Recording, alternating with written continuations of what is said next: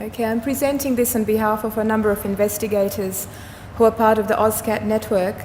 And the aim of this project was to develop a distributed learning network to predict survival following radiotherapy for stage 1 to 3 non-small cell lung cancer. So what is distributed learning?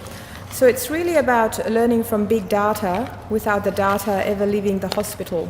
So in this example, the hospital Hasselt learns a predictive model for survival based from its local data, and as you can see by the blue line on the curve.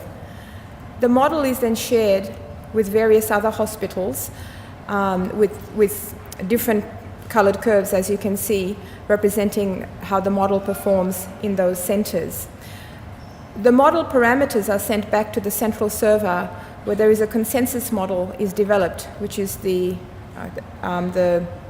dotted black line, which takes into account the number of patients in each local data set and is the sort of optimized model that works best for the combined data set. So the Maestro Clinic in the Netherlands developed a model predicting survival following radiotherapy for stage 1 to 3 non-small cell lung cancer using data that was routinely collected in their oncology medical records and radiotherapy planning systems.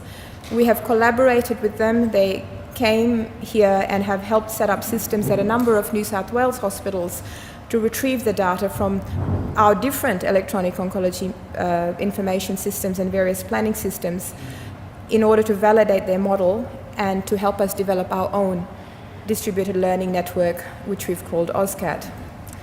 So this is the data from the Liverpool MacArthur Cancer Therapy Centre. When we ran their model, we identified 3 prognostic groups of patients.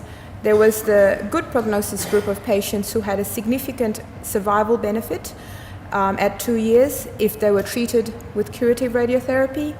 There was a medium prognosis group with a more modest improvement, and a poor prognosis group where, although there is a difference at 2 years, the survival curves do cross, and where the benefit of a long course of curative radiotherapy is not there.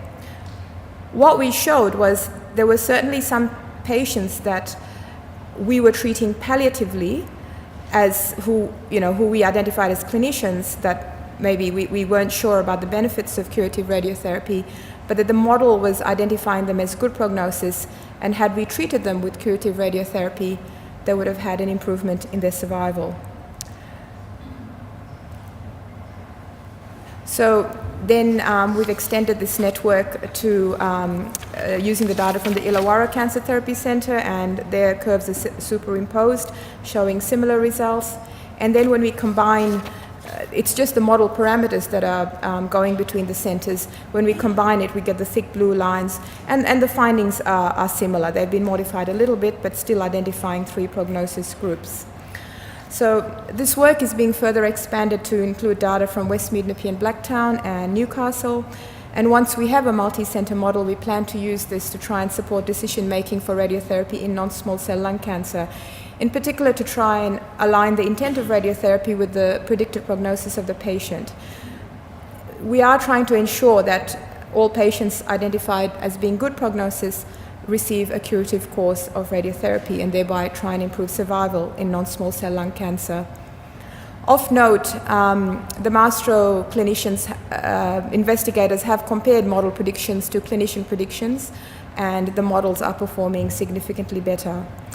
The overall aim of this research is to try and personalize radiotherapy decision-making in non-small cell lung cancer patients by using features specific to the patient and their tumor and based on real-world outcomes rather than outcomes seen in highly selected patients enrolled in clinical trials.